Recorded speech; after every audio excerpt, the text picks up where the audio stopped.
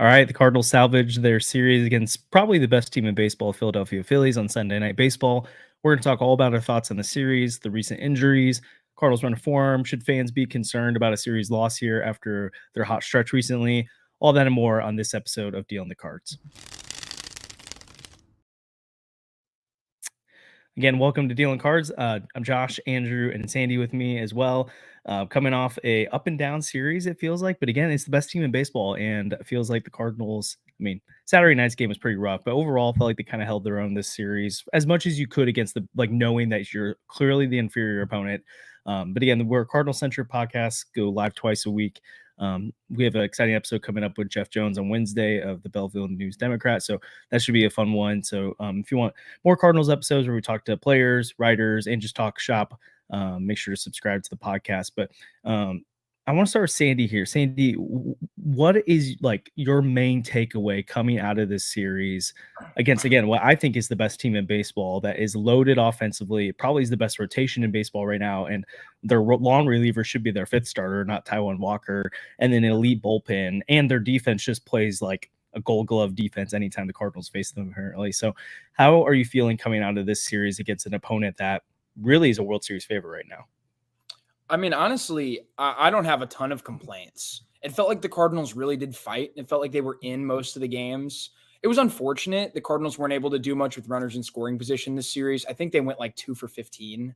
Yeah. Which is definitely worth addressing. That is a real problem that this team might have. But for the most part, the Cardinals were really one big hit away from taking the series, right? You go back to the first game, and I mean, it was literally like they didn't get beat by Bryce Harper.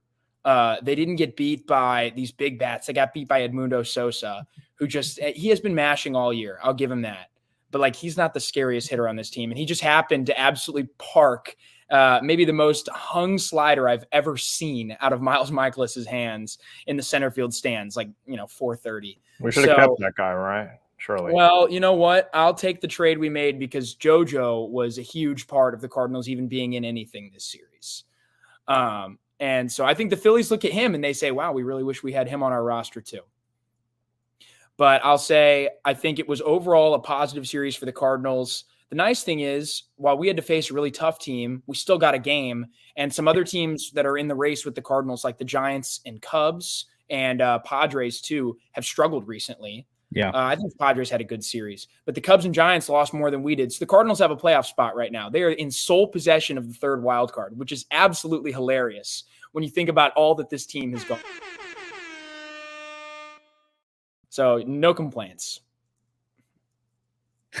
I don't even know if we caught the end of your point there because of Andrew's Mo thing, but I'd say it was a good series. The biggest takeaway for me, and it really came up in this game, I feel like, is the Cardinals' left-handed options, both offensively and out of the bullpen. And I think that's a real difference when you want to go up against teams like the Phillies and the Dodgers and all these other teams, is that you're clearly the inferior opponent. So I'm not at all going to tell you that the Cardinals should ever be favored in a series against any of those teams. And again, I would be shocked if they beat them in a series. But if you want to talk about the recipe for success in the postseason, it's having left-handed bats that can do damage, which Lars Nootbaar and Brendan Donovan have been out this series, but we saw what Alec Burleson and Nolan Gorman could do. And if you get those two bats to line up as well, I'm becoming more and more a believer that this team can be a really good offensive unit without Paul Goldschmidt and Nolan Arenado being themselves. And I'm not even talking about like MVP selves anymore. Even if they're not all-star level guys anymore, I think this offense can get carried by all these other bats at this point because you have a very different offense than they've had before. It's been over the last few years, they found their success around 2 or 3 really elite bats and then a bunch of other bats that you kind of hope are league average. Now they have a lineup up and down. You should have pretty much every single guy taking that bat outside of Michael Ciani should be a guy who's 10-20% above league average when they're all kind of firing all cylinders there. But then when you think of left-handed bats, there's been a lot of data done on this, that in the postseason, left-handed bats get better while right-handed bats fall off pretty significantly.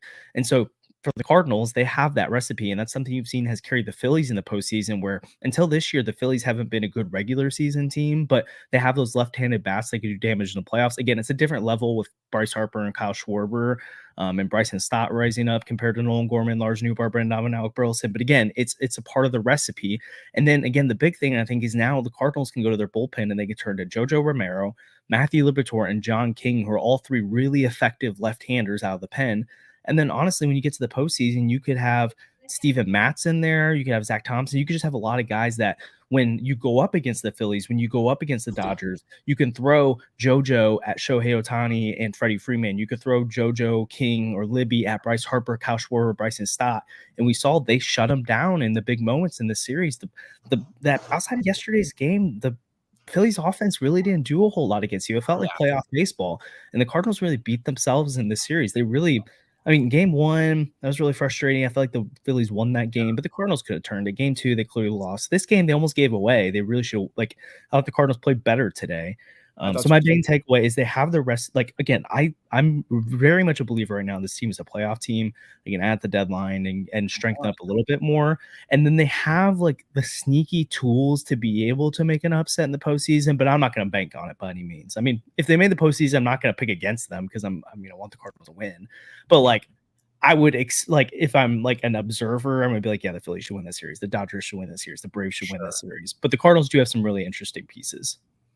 Can I just have two things here? One, I want you to repeat the part where you say John King is a really effective left-handed reliever. That would be fun for me to just hear that one more time. Not only is he a really effective left-handed reliever, he is a ground ball specialist, and he is a high leverage reliever.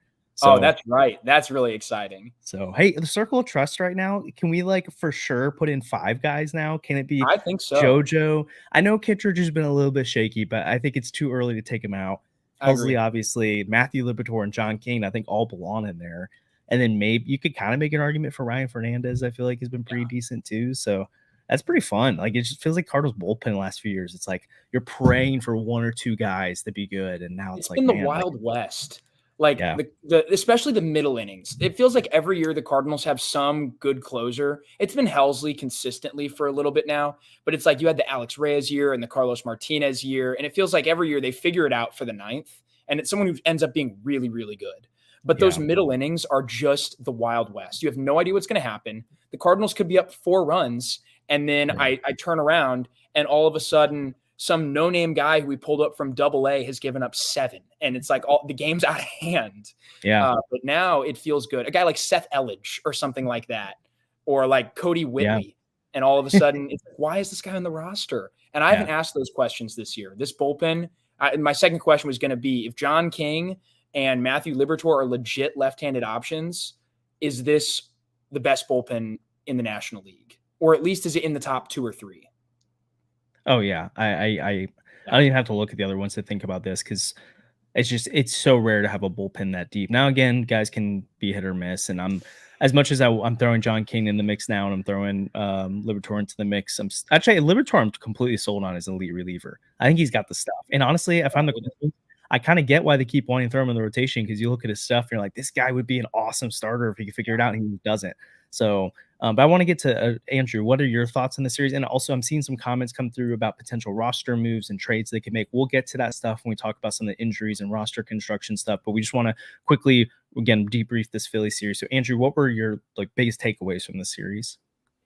Yeah, it was pretty good. The defense has been sloppy though, and that's something that I want to touch on because we almost got swept because Arenado made a sloppy play. Mason Wynn made a bad play earlier in the game that led to some runs, and it seems like every time that this team allows or makes an error, that those unearned runs always come across the score. We've seen that multiple times now, especially Lance Lynn. I feel like gets the short end of the stick with that.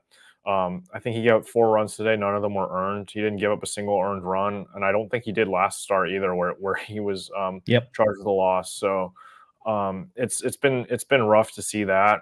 It's something that this team really needs to have going right for it because a lot of them pitchers are pitch to contact guys. Lance Lynn, Kyle Gibson, Sonny Gray, even a little bit. He struck out 10 the other day though, which was good to see, even though he had a bit of a rough start. But yeah, I really want to see the defense sharpen up for the next couple games. I thought it was kind of a weird thing that they, I think, broke some sort of record for consecutive games with an error, but now it does seem like a bit of a problem. And you have some of your defenders like Nootbaar, Donovan haven't been playing as much, which is something we'll hit on with all of the injuries. That's one of the main topics we'll hit on. But other than that, it was pretty solid. They played a lot better than they would have like a couple weeks ago. A couple weeks ago, this team would have rolled over. A lot of tough pitchers that they faced. this week, they wouldn't really have scored much at all. And I'm seeing a lot of more signs that Nolan Gorman is going to be really good for this team. Alec Burleson is going to be really good for this team. And even without Lars Nootbaar, Brendan Donovan for the whole series, like the offense wasn't too bad considering who they were going up against on the pitching side. So I'm excited. They have a playoff spot now, which is fun. They're still under 500, but we'll see. We'll see what happens. This was the tough series, though. This is the one I wanted to see them like show some more fight in, and I think it went a lot better than like the Dodgers series did earlier in the season, which is a good sign. Yeah, against those big teams, it's been tough for the Cardinals, but that's just how it is. Like playoff baseball is just that like gritty, grind it out. Very rarely are you going to score more than 6 runs. So that's kind of how it's been when they've faced the Dodgers. It felt like they had to fight for everything they got, and they easily could have walked away with 2 wins that series. And they easily could have walked away with a second win in this series too. If anyone was on base for Arenado and Crawford, and if the Edmundo Sosa homer doesn't come with 2 guys on, like they win that first game. So what if Mason Wynn hit 2 home runs instead of Crawford hitting 1? That would have been great. Yeah. What if Mason Wynn's ball had gotten out tonight? Yeah. So, yeah. Yeah, and also, I mean, you avoided Wheeler this series, so you kind of have to take that into account. That's like if you're playing a playoff series, you would have gotten Wheeler, Nola, Suarez, which would have been a really tough pull for the Cardinals here.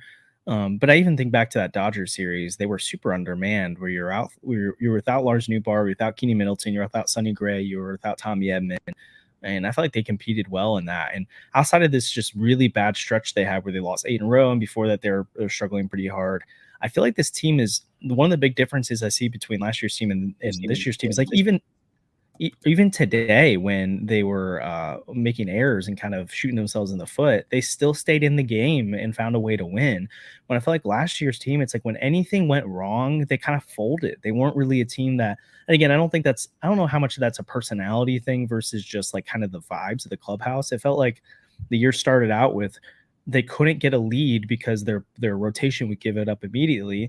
And then the rotation started to stabilize a little, or any game, the rotation would stabilize a little bit. Then the bullpen would give up the game. And then some games, the offense wouldn't show up. And it's like every single day, it was something different with this team. And this year, really the story of the team has been, hey, if the offense hits, this team wins. If the offense doesn't hit, then the starting pitching is usually pretty normal. Like every starting pitcher has a bad game. So like even when Sonny Gray has a bad start, it's like, well, there's very rarely are you going to have a starter who doesn't have a bad game here or there. So it's like it happens, and your bullpen is not perfect. No bullpen is a 0 ERA, so they're going to give up some runs. But for the most part, you can kind of rely on the starters to give you enough innings and keep you in the game. The bullpen to kind of shut it down. And it's like, is this offense going to score 4 or more runs or not? When they score 4 or more runs, they win the game, and when they don't, they don't. And I think it's just a totally different place from we're at last year, where there was systemic flaws with this pitching staff, and then it felt like it flowed to everything else. When it's like this year, all the kind of units have really held it together, and they've had their ups and downs because it's a 162 game season. But overall, I think you can really be confident that this team can actually do something. But I do think I think it's pretty clear we can all 3 agree there's a tier gap between the Phillies, the Dodgers, and maybe you probably put the Braves still in there for now, and then everyone else in the National League. But like outside of those top teams, do you think how do you think the Cardinals stack up against the other contenders? Is there a tier gap between them and the Brewers and the Padres and those teams? Or do you think it's like Phillies, Dodgers, Braves, and chat, let us know what you think too. Like what would you put the tiers as? If Phillies, Dodgers, Braves up here, and then the Cardinals and everyone else down, or all the other contenders down there? Or is it a little bit more nuanced than that? Sandy, what do you think? Yeah, I mean, I think it's hard to really say how I feel about the Brewers right now because they don't lose, and that's really annoying. But I you look into the metrics, and it does feel unsustainable. It's a little strange. The Brewers, like I texted this to Josh the other night. It's like the Brewers are losing by 2. Oh no, but it's fine because the other team will make a stupid field error. Yeah. And then they'll draw 2 walks, both of which involved what should have been called strike 3. And then someone named Blake Perkins or some other random AI generated name is going to come up to the plate and hit a bloop single into center field that scores both runs. And then the throw to third kicks away and the other guy scores from first. It's like the Brewers have just had that kind of season so far, and I'm not sure what to do with it. Hey, I just need to inject real quick. The Cardinals are in sole possession of a playoff spot right now. We didn't say that. So, I thought we did. It's pretty awesome. awesome. We did? Oh. Yeah. It's I think pretty we said in the crazy. chat, but so Yeah. need to be audibly said. Sorry, keep Awesome. going. But no, the Brewers, it just has been a season where it's like anytime they need the big hit, it comes. Anytime, like when they were facing us, their starter has trouble in the third inning, walks, the bases loaded. It's fine. This other dude comes in and Gorman lines out to the first baseman at literally 107 miles an hour for an unassisted double play. And it's been that kind of year for the Brewers. I don't know how I feel about them over 162. I know Josh is not bullish on them. No. I wouldn't put them in their own tier. I think the Cardinals can absolutely chase them down. The hole is pretty deep. 7 games is a lot, but it's not something you can't come back from. Yeah. And to be honest, on paper, like I still might think the Cardinals have a better roster than them. Although I'm starting to get sold on some of these individual players. I think Blake Perkins might actually be really good. I think Joey Ortiz might be a better hitter than I thought he was coming into the year. So, well, see, also Josh, what you need to do is you need to do what I did at the start of the season when I had a really bad take. And when Shota Imanaga showed up to Busch Stadium, buy a ticket to that game, dress in all black in like formal wear, go to the game. That game will get rained out. And then Imanaga will not pitch in the rest of the series. And then he'll give up 7 runs in his next outing to the Brewers. So what you need to do is the next time the Brewers are in town, you need to do that. My equivalent would basically be like what happened to the Cardinals when they got COVID and couldn't play for like 20 days. I'd show up to the game. The Brewers can't play for like a month. Then they go on a run of like the Cardinals played more games than days played during that season. It was awesome. Crazy. But yeah, I'll try that, Andrew. But right now I'm trusting the numbers are going to bear out. And I just don't think this team is that good. You look at just go on if you're watching right now. You can click pause or you can put in another browser. Go look at Fangraphs roster resource and go look at the Brewers lineup and go look at their pitching staff and tell me this is a team that should be running with NL Central. I don't believe it. I'm not saying they can't win the NL Central, and honestly, you probably favor them right now, but they're not like there is a tier gap between them and the Braves, the Phillies, and the Dodgers. And then I would say that the gap between the Cardinals and the Brewers is a lot closer than the tier gap between the Brewers and those teams. So, yeah, I'm not terribly concerned with the Milwaukee Brewers, if I'm being honest, but maybe I just need to start acting like I am so that they start playing poorly because apparently that's the Andrew effect onto teams right now. But seriously, like the Cardinals are in a playoff spot, which is kind of wild considering what we were talking about 2-3 weeks ago. Like I had someone respond to me yesterday because I put a tweet out and I was like, hey, I don't know why people are freaking out about losing to the Phillies because like what else did you expect from a team that's on pace for 112 wins? And they're like, well, it's because people act like the Cardinals are like a contender now. And it's like, yeah, they're half game out of the wild card. That is the National League right now. And I think even back to like 2 years ago, the Cardinals win the NL Central. And guess who they got matched up with as the third wild card? The freaking Phillies were the third wild card that year. This year, I mean, it's early, so things can change. But like, even if the Cardinals are a wild card team, I kind of like their chances this year against another wild card team, unless it's the Braves. I guess that could be tough. Yeah. So that would be a tough draw. But if you're the third, so I guess actually, if you end up being the third wild card and you face the Brewers, like that's a better matchup to me than facing the Phillies 2 years ago. Or if you win the division, and it's vice versa. So I guess I almost put the cart before a horse there because I was forgetting one of those AL East teams will be a wild card, but who knows? The Padres could emerge, the Giants could emerge, one of these other teams could emerge, but the bar for contention right now is really low. What do you guys think is the biggest? I'll give mine real quick. The biggest barrier to them being a playoff team, I'd say right now it's that 5th starter spot. It's Andre Palante's filling it right now, and hopefully he can do it well, but if the Cardinals are going to make it to the postseason, they need to be able to get consistency from the rotation. And I don't necessarily trust the entire rotation to stay intact. So honestly, you probably need multiple arms, but I think you need a better 5-man group than you have right now. And I think if they can upgrade the rotation in one more spot, I'll feel really comfortable with them being able to leg out 162 games. Andrew, what's the number one glaring concern for you right now for this team making the postseason? Yeah, I think the 5th rotation spot makes a lot of sense, right? You need Steven Matz to either be healthy, and then even after he's healthy, you need to go out and you need to get another starter to add to the playoff rotation, right? Because if you plan on being in the playoffs, you need more than just Sonny Gray to be competitive. I don't think Lance Lynn and Kyle Gibson are necessarily playoff starters, maybe starting game 3, game 4 sort of deal. But yeah, go out and sweep the Astros. Maybe they're going to give you one of their starters at the trade deadline. You need to be aggressive, get one of the arms that will inevitably be available. I think Jesus Luzardo is already being shopped by the Marlins. Maybe you can go get him even before the trade deadline, right?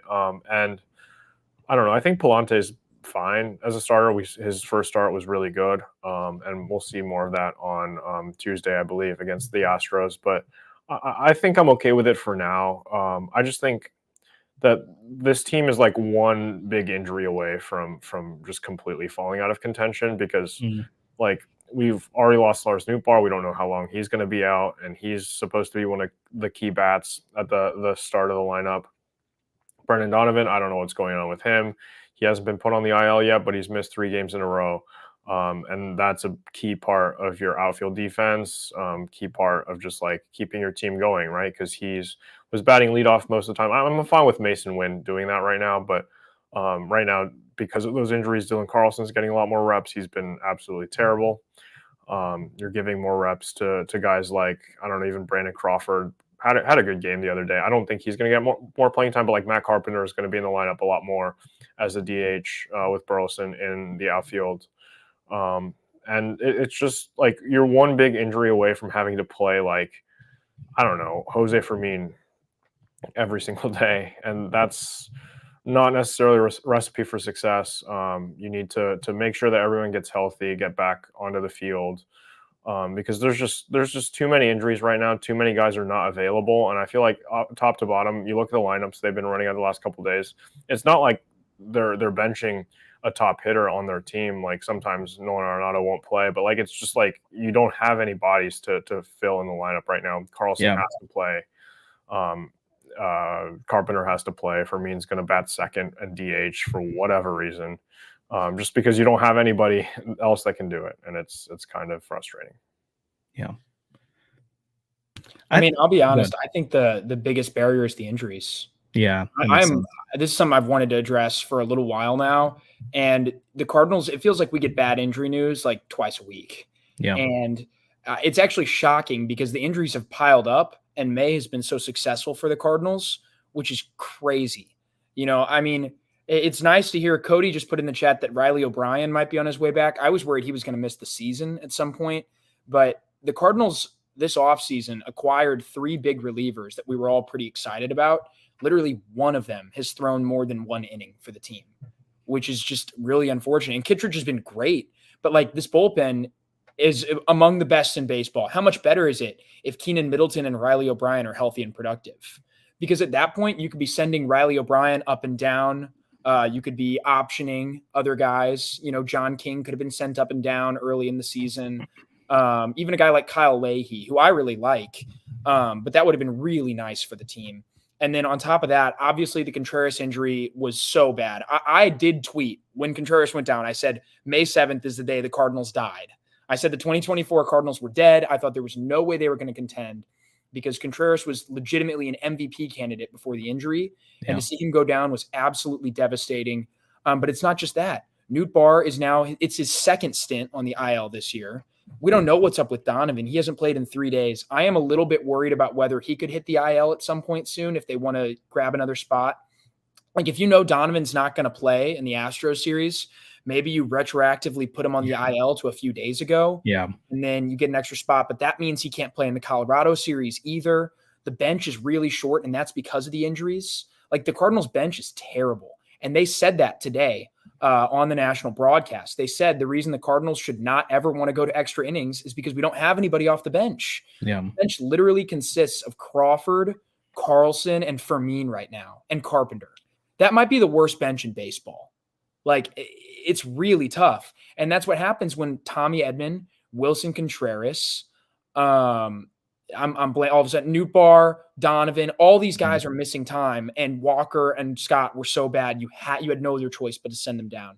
Yeah. So I'm worried about the injuries. I think if the Cardinals, like Andrew said, are one big injury away from stuff really hitting the fan. As exciting as they've been lately, it could get a lot worse. You lose another one of your starters, like where do you go? Yeah. You know, Palante already probably shouldn't be in a rotation. It was great the first time. I hope it works out. I hope he turns into a big league starter, but I'm worried about it. I really don't love just the lack of depth, the injuries. And it's not even that they don't have any depth. I would argue the Cardinals have depth. It's just there have been so many injuries that it's hard to keep having depth through this. For sure. I mean, when you're, again, this is credit to, it's not an excuse, it's credit to teams like the Dodgers and the Phillies and the Braves that when you build your team so well, you can overcome Ronald Acuna Jr. getting injured. You can actually overcome Bryce Harper missing 2 months. You can overcome Freddie Freeman hitting the IL if that were to happen for the Dodgers, knock on wood. But like, for Andrew, you're welcome. But like, or like the Dodgers, oh my gosh, like it feels like they have a rotation on the IL that could be most teams' rotation. Like, so like, but they're just so deep that they can overcome it. But when you're a team like the Cardinals and you have not built well over the last few years, even one good offseason can be undone by the injury bug. So again, that could be a part of the story, but it can't be the excuse either, because you look at the mosaic and you look at the front office, you're like, well, you let Lane Thomas get away. You let Randy Rosarino get away. Amundo Sosa, Dallas Garcia, Paul DeYoung, Zach Gallen, Austin. I mean, like, I know all these are different situations, but like at the same time, you have all this talent playing well elsewhere. Like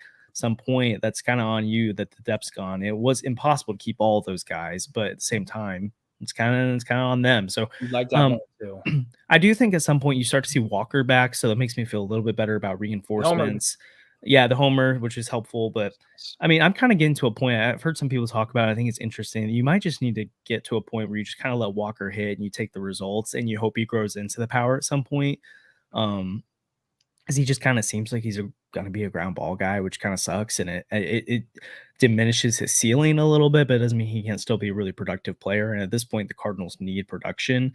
So I think if there was another major injury, like if Donovan were to go down, I think at that point, I'd be advocating for Jordan Walker to come up, and you got to figure things out, just because I don't think you can have Dylan Carlson and Jose Fermin in this lineup every day now. Like, that's just not going to go well. So, but yeah, let's talk about these injuries a little bit. So obviously things are pretty concerning right now. I see people saying we should DFA Dylan Carlson or Brandon Crawford. Honestly, I don't know how you do that right now, which is weird, but like I mean, Matt Kaepernick's playing great, but like, how many times do we just forget that literally a couple weeks ago and months ago we're freaking out about Victor Scott and he gets called up and it's not good, and then we act like the next guy in AAA who's playing really well is the savior and the answer? I'm not saying Kaepernick isn't worth calling up to be a fifth outfielder, but like, I'm not going to be as like first certain that you give up on the Dylan Carlson experiment to add Matt Kaepernick to the 40-man roster. And that's also how you potentially lose guys, is that you add them to the 40-man roster and then you got guys coming back. You have to DFA someone. You might have to DFA Kaepernick. I don't know if that's the best idea. I'm not saying it's wrong. I don't think it's as that cut and dry. I do think Dylan Carlson's future with this club is coming to an end at some point, and I actually think he potentially might be gone sooner than Brandon Crawford, because I don't think Tommy Edman, I don't think they're going to use him as a backup shortstop. I think he could be there in a pinch, but I think they're going to want someone else on that roster to do that. And so maybe it's Jose Fermin, and maybe that's where the DFA Brandon Crawford, but I do think there's a world when they get healthier where Dylan Carlson goes to Memphis, or at some point gets dealt for cents on the dollar at this deadline. But I don't necessarily think that's going to happen soon, just because there's all these injuries. And yeah, I mean, it's not been good. I'm not trying to act like we should be happy that Dylan Carlson's getting significant playing time right now, but also, what are your other options right now? I don't really know what you do with that. So I don't know. Maybe it's more simple than I'm putting it out to be right now, but I don't think there's a clear answer right now. And then I've also, like, what do you guys think about trading for a bat at the deadline? I don't think that really makes a lot of sense either, unless you know for a fact there's going to be bats out for most of the second half, because the Cardinals farm system isn't in a place where they can, like, people are like, go trade for Jesus Luzardo and go get a big bat. It's like, they don't have the assets to go and do that. If they did, that would be an all-in move on this season, which I don't think is a great idea. And then you're really screwed for the future. I kind of think, like, and it doesn't sound fun. And most deadlines I would have killed the Cardinals for doing this. But like, at this point, I kind of think you go and you make a Jose Quintana type move. And that's kind of your big move, because I don't hate it. I don't think you can afford to give up Tin Kens. I don't think you can afford to give up any of your young bats at the major league level. I don't think you can afford Thomas at JC. I don't think you can afford any of that right now, because you're so thin organizationally that you kind of have to, like, sit on your eggs and hope they hatch this time. And if they don't, you're also in trouble. And we can look back and be like, oh, they could have traded these two bust prospects for Jesus Luzardo, but they held on to them. But it's like, They could have, but they also could have traded 2 guys who end up being impact big leaguers, and Jesus Luzardo gets hurt. Like, they can't afford that at this point. So I think you got to make smaller moves around the edges. Hope guys continue to improve throughout the year. I don't know. Would you guys disagree with that? Obviously, again, it's literally the beginning of June, so there's a lot of time for this stuff to change. Yeah. But where are you guys kind of at on the roster move side of things? I mean, there's a lot. Oh, you go first, Andrew. Well, guys like Jesus Luzardo have more than 1 year of control, so I'm not too worried giving up like a big package for that. You're not really going all in on this year, but like the competition for him is going to be pretty stiff. I mean, he hasn't been great this year, I don't think, but like you're still going to have to give up a pretty significant prospect package to get someone like that. I don't mind that. I don't think you can really get a big bat and Jesus Luzardo, because like who would you get that would be a significant upgrade other than like literally Mike Trout? So I don't know. I can't really think of anybody that I would want to fill in this lineup, because right, people like Pete Alonso are going to be available, like Vlad Guerrero Jr., maybe Bo Bichette, but like those are not positions, like they're marginally better than the guys that the Cardinals have, I would say.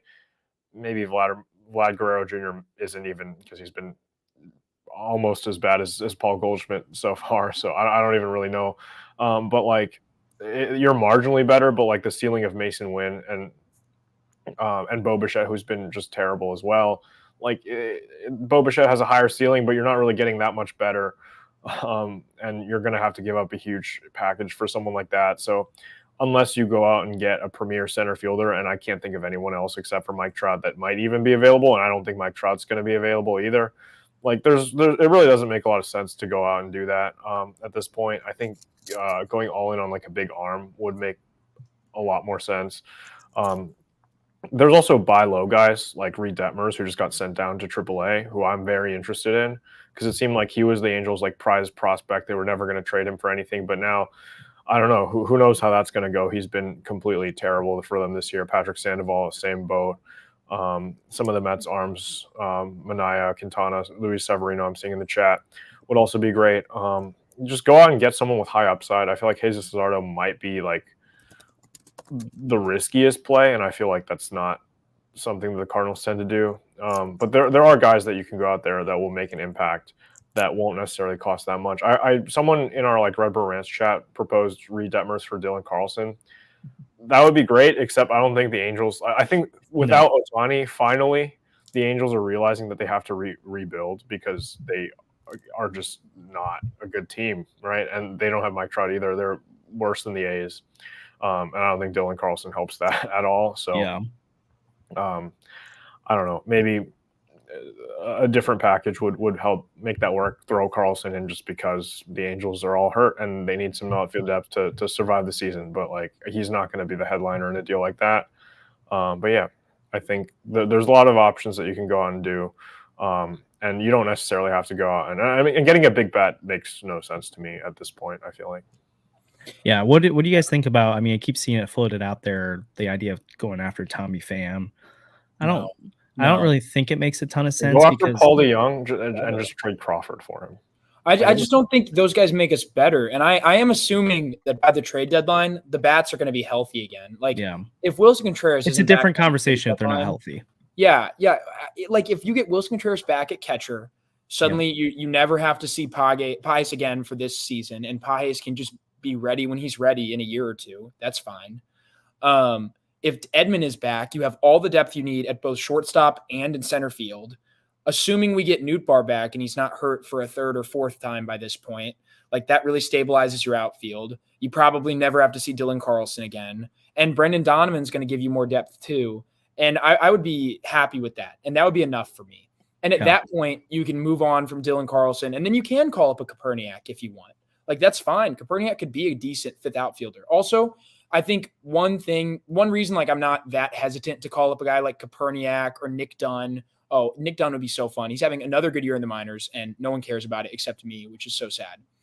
But it's a little different because these guys are organizational depth pieces. It's not like Victor Scott, where you're worried about starting the clock on his time or his option years. Like, wasting an option year this year for Victor Scott could really bite the Cardinals in the butt down the line. That could be a real bummer if he never comes back up this year. Something like that. or you're worried about his development. Kopernik's as developed as he's going to get. Like, he's 26 or 27. He's not getting better at this point. And Nick Dunn's the same way. Like, these guys aren't getting better. Jose Fermin probably not getting much better. Occasionally it happens. We saw it last year. Why am I blanking right now? Whatever the case. But I wouldn't hate to see that. But yeah, getting a big bat makes no sense to me. I really don't see why the Cardinals would do it. I think this is going to sound really Mosaic-esque, but getting Wilson Contreras back is just as good as making a trade. But it really is. You're getting 4 big bats back in your lineup over the next few weeks. And that is what it is. Cody, don't bring up the Scott Hurst experience, because that is exactly what it feels like right now with some of these guys we're seeing. Yeah. Well, and also the Red Sox fall out of contention and we start hearing rumors about somebody. Max Moroff and Max Schrock too. Oh, that's brutal. That we just made a video about that you should go watch. But anyway. Ooh. Oh my gosh, could you imagine they traded for Tyler O'Neill and Jack Flaherty at the deadline? Wow, that'd be nuts. To your point about Matt Kopernik, I agree. I'm not concerned about you killing his development. That's different than the Victor Scott conversation. I get frustrated when people look at AAA numbers or any minor league numbers and be like, see, this guy's good, and it's like, look at Luke and Baker. Yeah, and it's like, and let it like it's there's just so many factors and variables that go out there. Like, there's the ABS in AAA right now.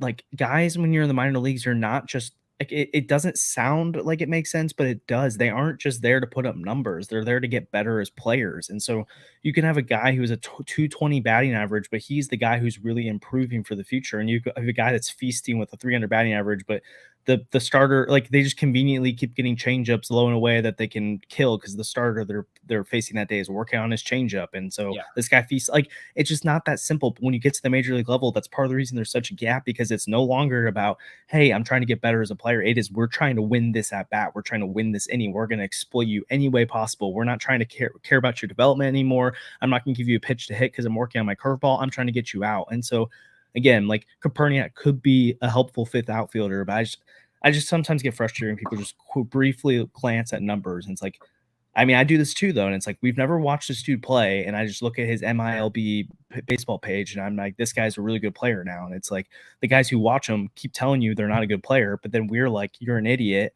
person who watches every minor league baseball game. I know more than you because I looked at his baseball reference page. And then they get called up and they're bad. And then none of us ever take any accountability for being like, hey, remember when we all wanted Victor Scott up on the opening day roster and thought he'd be amazing? Guess what? He wasn't. But no one wants to sit there and be like, hey, my bad, guys. Like, that just... sorry, soapbox, but it just gets a little frustrating. So I'm way more hesitant with these young guys where I'm like, but you're right though. Organizational depth, it's something where it's like, why not take a flyer on them? But I don't see them doing that to get rid of Carlson. I think that, like, when people say DFA him, that's not going to happen. Could they send him to AAA to work on things? That could make a ton of sense. But Kopernik seems like a little bit of, like, they'd have to do some 40-man roster maneuvering. There's probably a way to do it that makes sense, but we'll have to see. And there's this Michael Ciani guy that I don't know, like, why he's on the roster. Gosh, well, remember we all ripped them for having Michael Ciani, which also, I'm going to say, though, like, I love Ciani's defense, but Tommy Edman is going to be a major upgrade when he's back, because I think we forget Tommy Edman was a top 5. He was on pace to be the best center fielder in baseball last year when he came up by DRS. So, like, Tommy Edman can be Michael Ciani out there, but have a league average bat. Michael Ciani has like a 500 OPS right now. It's not a little over 500. So, like, it actually would be a significant upgrade. I don't know what his OPS plus is or WRC plus is right now. It's probably around 55. It's so like the Cardinals could get double the offensive production from a guy like Tommy Edman with the defense out there. I think that's, like, again, well, when he comes back, who knows? It sounds like maybe early July at this point, late June. But I mean, if you can get him in center field, you get some of these other guys healthy. To Andrew's point earlier, I think center field's the only spot where I can see an easy, significant offensive upgrade coming. But I like where you would go, but I don't. But I mean, like, if you were to go outside the organization, center field would be the spot. But I don't. Again, to Andrew's point, unless Luis Robert or Mike Trout become available, I don't really see a clear guy that's going to be available. And then also the Cardinals are not going to pony up to get those guys. So I think you've got Alec Burleson. That's kind of like, he's not even supposed to be one of your regulars right now, and he's hitting. So, like, once you get these guys back, you've got guys that play. So I'm not really worried about adding offense. I'm worried about sustaining this pitching. But we'll see. Again, if the injuries hold up and Tommy Edman still isn't back by the end of July or whatever it is, like I think there's a chance you need to add a bat or two. But I definitely don't see it being a big name. I see it being a guy who's going to cost you nothing, and you kind of hope that they produce at the end of the year. So we'll see about that. So Astros series coming up. Obviously, I don't know, Andrew, if you had the pitching matchups available to you right now. Usually you're the one who's on that, but okay. So tomorrow we'll have Kyle Gibson going against Ben Verlander's brother. Woo! And then Tuesday we'll have Andre Palante going against, I don't even know who that is. What's his name? Is it Arrighetti? Yeah. Who is it? Spencer Arrighetti or whatever? Yeah. That guy's a bum. I'll take okay. And then Miles Michaelis against Ronel Blanco, who cheater. Yeah, exactly. So I don't know. It'll be interesting. The Astros have a lot of talent, but also they've been pretty bad this year. So I don't know. It's kind of like a 2023 Cardinals type situation. I guess you can make that comparison. Off to a historically bad start, but you know, you never know with the Astros. I feel like they've been really good historically, and they have all of the talented players still that they did from past seasons. But I don't know. I'd like to see us take 2 out of 3. Seems like something that's very doable. They're not as strong as the Phillies, don't have as much depth, but we are facing 2 of their better starting pitchers, which is unfortunate, but hopefully they can get the job done. I love that Justin Verlander now is like introduced as Ben Verlander's brother. It's great. Man, I get all these like random notification or on Instagram, I'll get videos of Ben's podcast because like they'll pop up because I follow MLB Fox and they'll tag both. And I'm like, every time I think I subscribe to the podcast, so I go to unfollow it and I'm dang it, it's just posted with the MLB account, so I can't unsee this. But hey, Ben Verlander, that Reds guy that you really like, what was his OPS in May? I forgot.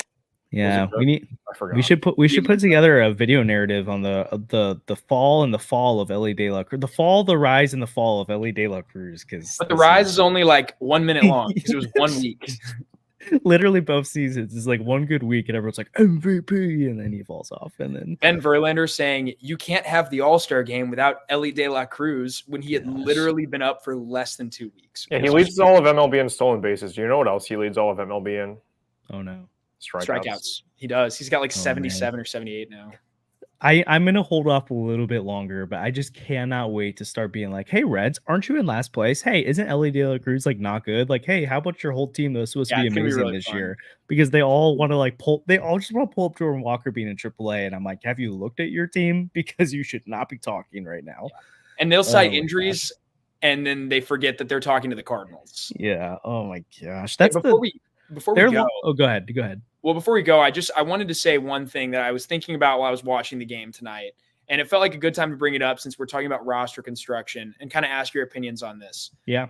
Something that people keep saying about the Cardinals is that they refuse to spend any money, which like we've kind of debunked that. The Cardinals do run like a top 12 to 15 payroll most years. Yeah. And then they say that the Cardinals like development is terrible, which to some extent is true right now. But I was looking at the Phillies roster, and there is almost no homegrown talent on that roster. It was actually shocking to me to see this. Like Aaron Nola, I know was a homegrown pitcher, but he debuted 10 seasons ago. Okay. Yeah. Like this guy at this point has been a free agent, has been re-signed for a ton of money. Zach Wheeler is imported. Bryce Harper is imported. Schwarber, Castellanos, all these guys. They developed Bryson Stott and Alec Boehm, but neither of them are like the linchpins that hold the roster together. Boehm turns into Scott Rowland against the Cardinals, but it feels like most people, and I know he's having a really good year. He's got an OPS around 800, but like most people would say he's an average big leaguer. And besides that, like literally everybody on this team is brought in from outside. Even like Soto, Alvarado, these guys, Real Muto, these guys are not developed in-house. What can the Cardinals learn from that? And the Phillies, like they have a big payroll. I know that, but I think they spend smarter than the Cardinals. And that's something. Like Trey Turner, another one. Literally every deal they've made has been a slam dunk. Maybe the Turner signing will. Well, Castellanos has been really bad. Yeah, Castellanos hasn't been great. Yeah, but I mean, he's still been a productive enough hitter. Walker. Maybe not this year. Taijuan Walker's been bad, but like, is Taijuan Walker at least a usable fifth starter for the most part? Like yeah. And more than made up for with the fact that they were able to sign Wheeler and Nola, who've been excellent. I would do the JT Realmuto trade 7 days a week and twice on Sunday. They give up nothing for him. Yeah. I mean, it just is crazy to me when you think about how little homegrown talent there is. If the Cardinals gave up Sixto Sanchez, he would turn into a Cy Young candidate. So let's not. Yeah, he wouldn't have gotten hurt 62 times. That's true. I do think it's partially Sven Weiser, which is true, but I also think the bill is going to come due for the Phillies at some point where they have Bryce Harper, Trey Turner, Zach Wheeler, Aaron Nola, JT Realmuto, all like 30 or above on long-term deals, where at some point, like these guys are going to start regressing and they're not going to be making any less money. Yeah. And so it's going to be really difficult where they can't necessarily just go out and spend another $300 million contract to get a new star of the team. So like that's how do you want a team build? Do you want to be consistently good and not take huge risks? Because the Cardinals have avoided taking huge risks, which again, last year, obviously things went terrible, but for the most part, they've been able to maintain being high 80 wins to mid 90s wins because they don't make the aggressive swing that can derail them, because now they have this $30 million contract on their books that is unplayable, but they also don't go and get Bryce Harper either. So like it limits their ceiling a little bit. When you do what the Phillies do, they just keep spending and spending and spending, and they're going to figure it out later. And so again, that puts you in World Series contention right now. But if the Phillies end up walking away from this era with zero World Series, they might end up having a long rebuild ahead of them. But like, I don't know, you probably do it 10 times out of 10 because you put yourselves in a position to win. I would just say the main takeaway, like you said, is that most of their contracts have worked out. Yeah. They haven't been full completion yet, though. So I do hesitate to say like. But I could see the Bryce. Like, I don't see how the Bryce Harper deal goes poorly at this point. Yeah, and also you kind of just take that with baseball contracts. That like there's no such like there really isn't a way to sign a guy to a 15-year deal when they end in their late 30s and to expect it's going to look good in their late 30s. You pay for the beginning of it because you're like, I'm paying this guy $30 million, but really, if he got a 1-year contract, it'd be paying him like $60 million. So you kind of like take the good with the bad. But I mean, I think it's like the Cardinals could get a little bit more aggressive there, where especially when, again, with like the Bryce Harper kind of contract, it's like that's just a steal. Like Juan Soto would be awesome, but he's going to cost double what Bryce Harper did. Like that, like I kind of get why the Cardinals aren't going to pull that off, but like you should have gone out and done that, or like Shota Imanaga. It's like, well, he kind of like he got less than the market should have said. Like Imanaga was weird to me. I understood why it was weird, but like that's the kind of, you got to be shrewd in the spending, and like it's easy to point out the misses when no one else did it too. But at the same time, it's like that's where you're going to win the margins. And the Phillies have gone out and they've made the aggressive move. And I think to your point too, Sandy, it's proven like you don't have to draft and develop to be a good team. You can go out and make those aggressive moves, but it does require you to have a top 5 payroll typically to do that. Like the Rangers, again, they're another example of this, where they have some homegrown talent, but for the most part, they're a team that goes out and spends a lot, and they're the 8th payroll in baseball. The Phillies are the 4th payroll in baseball. The Phillies spend probably like almost 240, almost 250. So they spend like $70 million more in payroll than the Cardinals do right now, which again, even if the Cardinals bumped up 30, they can make another aggressive move compared to what they do right now. But yeah, we'll see. I mean, even the Phillies, like if you take Zach Wheeler off the books, that's like 45 alone. Like he's the top AAV pitcher in baseball right now. I think it's either him or Verlander or whatever. But like you take that off the books, and those payrolls are pretty comparable. Yeah, like only 20 and change behind them. And I feel like the Cardinals should spend a little more. I think the Cardinals should spend 10 to 15 million more. I think they should. Agree. And I mean, I wouldn't argue with anyone for saying that. But like even so, they were able to fit so many additional contracts in, and I think they're just spending smarter than the Cardinals. Yeah, and like I don't know. So I was just noticing that, and I think that's a really good thing for the Phillies. And I kind of wish the Cardinals would take notes. Yeah, because the things that like the guys they've been able to bring in, it's been really successful, and the Cardinals have struggled to replicate that. And I like Paul Goldschmidt and I like Nolan Arenado, but like those deals look nothing like the Bryce Harper deal even. Well, also you think about it though, like Goldie did win an MVP, so I but also Bryce Harper is in his early 30s, and Nolan Arenado is, what is he, 32 now? So he's starting to get into his mid 30s, and Goldschmidt's toward the end of his 30s. So that's why I'm saying it's hard to like totally compare him, because in a few years here, you like Bryce Harper's awesome. I think he'll age well, but at some point he's not going to be the Bryce Harper anymore.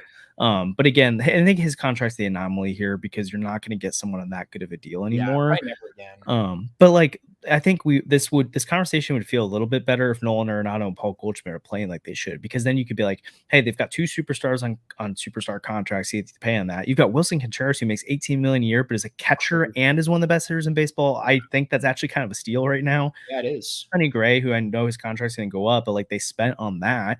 I think the critique I would make is you shouldn't like the money you're putting toward Michaelis and Matz could be spent at another big piece. True. But the problem and the reason they spent money like that, or you can argue like both Lynn and Gibson, but they've been good this year. But like they spend all this money on mid-tier players because they can't develop the guys or find them on the scraps to fill those roles. But the Phillies have. They have developed Bryson Stott and Alec Boehm to fill holes. They have found Brandon Marsh on the margin. That's true. That was a great move. So like I think that also allows them to spend more, because if they didn't have those guys, they'd have huge holes everywhere. And that's one of the issues that kind of held them back the last few years after going to the World Series, is that they had a really thin back of the rotation and a really thin bullpen because they overspent on the top. And that's why people like myself were kind of like, I like the Phillies as a postseason team, but can they get there because they're really top heavy? What they've done the last few years is they've supplemented those huge deals with the developed talent and then also the guys in the margins. And I think that's where the Cardinals have kind of struggled a little bit. But I think on the offensive side, you see the pieces now. You see Burleson, Wynn, Walker, Donovan, Nootbaar, all these guys on pre-arb. That's like, hey, these are definitely supplemental pieces, if not better. If you spend well in the other areas, you could be a World Series contender, and they haven't done that. And then the pitching side, it's the bullpen starting to look better, but the rotation, it's full of guys on free agent contracts, and that's just a tough way to play. You really have to have a top payroll in baseball to be able to afford that. True. Yeah, and I think, I don't know. I would love to see the Cardinals spend smart. That's all I can say. We've said it verbatim, like a number of times. When the Cardinals play in the middle of the market, they get screwed. Miles Michaelis was playing in the middle of the market. You don't want to go after a top end guy, and you're not willing to take a flyer on somebody interesting. So you go out and you give Miles Michaelis $18 million a year. Well, like Shota Imanaga's in the middle of the market. Well, so I was about to say, sometimes it works, but I think it works out less than the other spots. Maybe the problem is they're paying up in the middle of the market. They're paying market value for a guy like Miles Michaelis. They're paying market value for Dexter Fowler. When Imanaka, like, he was a good deal. People thought he was going to get more money than that. He had upside. Like, there's no upside to Miles Michaelis. There's no upside to Dexter Fowler. Turned down like $40 million more from like other teams. I don't know why anyone would want to do that, but you know, I don't know. Ben Zobrist is his favorite player of all time. Yeah, sure, of course. So I was just like, maybe that's part of this problem too, is because I mean, like Nathan Eovaldi was considered a mid-market move, but that was perfect. Yeah, those moves can work. I just think that they work like. The high-end moves work the most often, but when they flop, I mean, think about like Dansby Swanson and like Trevor Story and well, like pitching-wise, you can name all these guys like David Price or exactly. They fail. Steven Strasburg. They're the most notable failures, but I think you have the highest success rate because they're the best players. And the middle market works and the low end, the buy low guys, they work the least often. But if it doesn't work, it's fine. Like Keenan Middleton might not throw a pitch this year, and that really sucks. And the Cardinals probably wasted $6 million. But at the same time, it's not the end of the world. $6 million is something that these teams can eat. You know, a guy like Steven Matz, though, who, like, as much as I've been a Matz defender at times when it's felt like he's playing well, can't stay on the field, starts slow every single year. And the Cardinals have wasted $44 million by the end of this deal on him. And that's substantial. Yeah. And that's what I mean. Like, when you lose in the middle of the market, and I think it happens way more in the middle than at the top, but the loss is still something that hurts your team. Like losing on Dexter Fowler, even though you weren't paying him $30 million a year, was enough to still be bad for the team. And that's why I think the Cardinals, they need to spend low in the middle and they need to spend smart, but also maybe just stop playing the middle of the market. It doesn't work for this team. Dexter Fowler, Andrew Miller, Brett Cecil. Like I can name 100 different guys. Greg Holland. I still want to rule out playing in the middle of the market. I just don't think I think the way they spend the middle of the market is just the incorrect way to do it, because it feels like they pay the market value. Like they gave 4 years to Steven Matz, like $11 million for 2 years or 3 years, honestly, is like it's fine. But like, it's like, you've got another year of this. Or Miles Michaelis, it's like you extended him a year early for 2 more years at middle of the rotation value. And it's like, I don't even know what he looks like next year, man. Like, yeah, and it's like when you sign Steven Matz, like, did they have any, like, was it realistic to think he'd be anything better than a 3-starter? And even a 3-starter would be like, yes, this was a great deal. And it's like, well, that's risky to give 4 years to a guy that your fingers crossed stays healthy and can somehow be a middle of the rotation guy. Dexter Fowler, I've just always been low on, but like Miles Michaelis, it's like, what did they expect his ceiling to be? Because I mean, if they thought he could be an all-star again, that seemed like wishful thinking. So you're giving 18 million a year to a guy that, like, hopefully he's middle of the rotation, but could be back of the rotation or worse. I think that's where you get into trouble when you go after an Evaldi. It's like, well, this guy could get injured, but he also could be a really dynamic pitcher, and no one, like, for sale. And they also jump the market all the time. And it's like, that's awesome to secure your needs. But it's like, hey, if you wait things out a little bit, you could see the guys who aren't getting the deals and you might be able to get a deal with them. So I don't know. I wouldn't say they should completely rule out the middle of the market. I just think they spend unwisely there sometimes. But I still completely agree with you that they need to swim in the bigger market, or the higher end market when they don't. I was hoping Yamamoto was going to be the chance to do it. I think the fact that his market got exploded to like unprecedented levels kept them out of it. I just wish we could go back, and I wish there was a way to figure out what would have happened if his market would have stayed in the mid 200 million range. Because I think that would have been the real test to be like, St. Louis, will you get into the markets for someone this big? I think once he got way above 300, he was going to LA regardless, but that money St. Louis is just not going to spend. But it sounded like there's every inclination they were willing to get into the market really aggressively in the mid 200s, which that would have been a big step in the right direction. And again, it's upside again. But again, we'll never know the answer to that. So, and Sasaki is not a guy that we can really put into that same conversation, because he's a guy that's going to get no money and he's going to be able to choose where he goes basically for free. So, like, I don't know. We'll see what the next example of it. Juan Soto is not a fair comparison because he's definitely going back to New York. I just don't see any other scenario there. But maybe in a few years, like when Kyle Tucker hits free agency or stuff like that, like maybe one of those kind of guys is a good test for a barometer for it. But we'll see. Yeah. So. And your lasting thoughts with this? I mean, I feel like this has been a shockingly negative episode, despite how well the Cardinals have played. And we're being a little nitpicky. Like, I'll admittedly say that, the injuries are concerning. It'd be nice to have a team that's on pace to win 112 games, but they're not. The Cardinals aren't that team right now, and we can admit that. But at the same time, like, let's celebrate. The Cardinals have a playoff spot right now. Like, if the season ended right now, the Cardinals would be playing the Milwaukee Brewers in the wild card series, which is crazy. Like, that's really funny and really awesome that they played so well in the Dodgers, because that's what the Dodgers do. You know what, Andrew? I don't need to hear that negativity right now. No, the Cardinals would sweep the Dodgers. Oh, I thought you said they'd get swept by the Dodgers. No. Yes, love that. So we'd be on our way to the NLCS right now, just get our butts whooped by the Phillies in 4 games. You know what? That's like fine. 2019 all over again. An NLCS for this team would be a massive success. Oh my gosh, it'd be wild. A postseason berth for this team is a big success after the way they started. Yeah. And it's really funny because literally 2 weeks ago, we were having the conversation of, if this series goes bad, like, heads are going to roll. Yeah. And all of a sudden, we're having the conversation of the Cardinals are now ahead of the Giants and the Cubs and the Reds, the Pirates and the Mets and the Nationals. They've jumped all those teams in the last 2 weeks. So I'm very excited about where this team is headed. And I do think there are good things ahead. They're going to get some guys back. Hopefully they make a couple of smart moves at the deadline, maybe even reload the farm by buying and selling at the same time, which I would love that. So yeah, like, there are a lot of things to be positive about. Go Cards. Yeah. It's the reason why I was so hesitant to give up on them when before it really looked like, I mean, and it wasn't just us saying it, like reporters were like, hey, if they lose this series finale to the Brewers, like, something's going to happen. This is wild. But like, I was like, I don't know how to be mad at Mo right now, because this offense just completely just fell apart. And I'm like, the pitching actually looks decent. So like, the thing again, the systemic issues are one thing, and that's something we can criticize him for all day. But like, the actual offseason moves, they still could have done more, but like, it wasn't that was the fault this time. And so like, I got to a point where I was like, they're just so bad, you have to make a change. And sometimes, like, that's just in sports, you have to make a change. It's not necessarily fair, but you have to do it. But yeah, they've rebounded big time, and it's fun to watch. So I'm excited for this team. So big series against the Astros this week. I think if they lose the series, it's not in the world. It's still the Astros, still got a lot of talent. You're on the road, but I think this is more of a fair comparison than what the Phillies series was. The Cardinals need to go in there and be competitive and try to win at least 2.